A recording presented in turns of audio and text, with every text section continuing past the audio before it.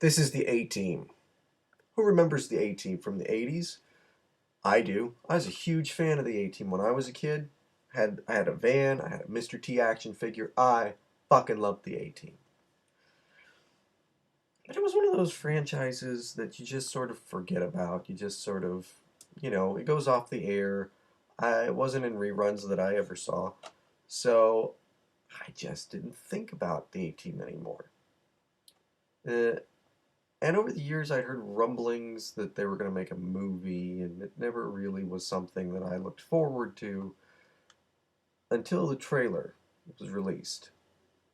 And as soon as I heard bum bum bum bum bum bum bum, that became the most anticipated movie of the year for me by far. It was like everything from when I was a kid came rushing back, and I had to see that movie.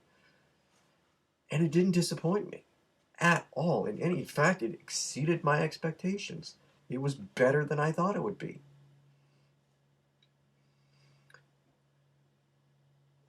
And everyone hated it.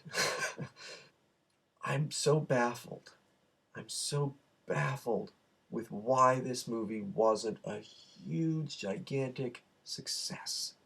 And over the years, I'd heard Bruce Willis was going to play Hannibal Smith or George Clooney, and I could see them because they're really good comedic actors, and they're also really good at action, and that's what you needed for the A-Team. You needed an action movie with a sense of humor, and so I was really not knowing what to expect from Liam Neeson, and he delivered as he did with Taken.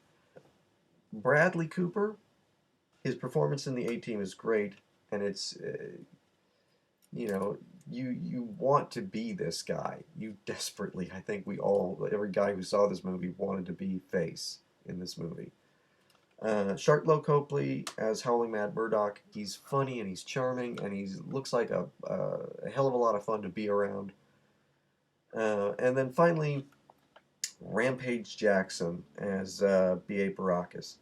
He wasn't exactly Mr. T. He, again, like with Chris Pine in Star Trek, he didn't. He could have just done a parody of the performance, and he didn't. He actually brought a little bit of depth to the character, and he turned out to be a surprisingly good actor, and again, just a great action hero. Patrick Wilson as the villain. Ah, Patrick Wilson is one of the underrated actors going around right now. If you look at just take three movies of his: Angels in America, Watchmen, and The A-Team.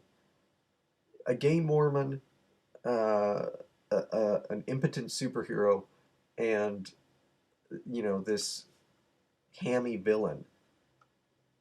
The guy's got range. He can do anything.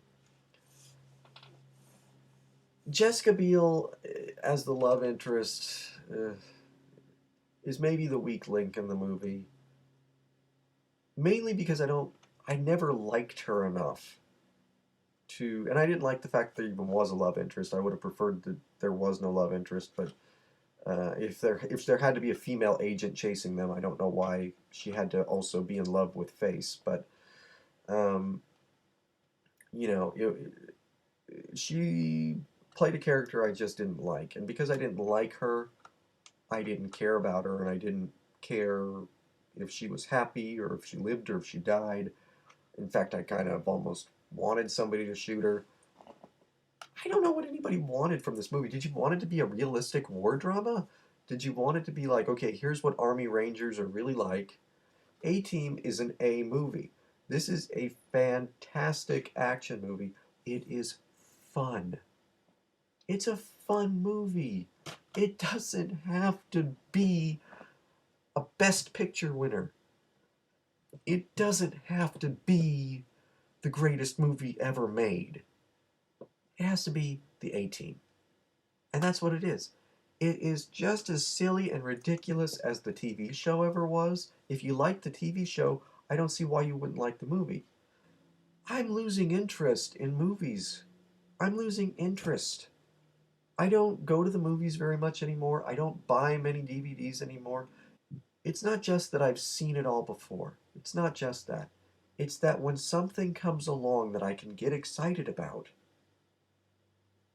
inevitably, it seems, the audience is so fickle and so stuck up that potential franchises just burst into flames before they ever get a chance to realize their full potential. An A-Team sequel would have been amazing. It could have started to be what the show was, to have them, trying to help people. They're fugitives and they're on the run and they're trying to, somebody finds them and hires them. That's what the sequel would have been. And we'll never get that now with A-Team. This is a great franchise that was wasted. And this is a franchise that would have been you and your boys going out, getting some beers, go see the A-Team, and have a good time. It was a man's man franchise, and it will never be now.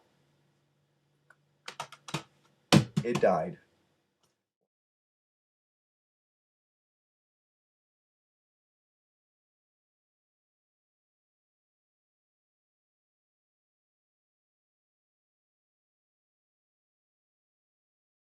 Their worlds.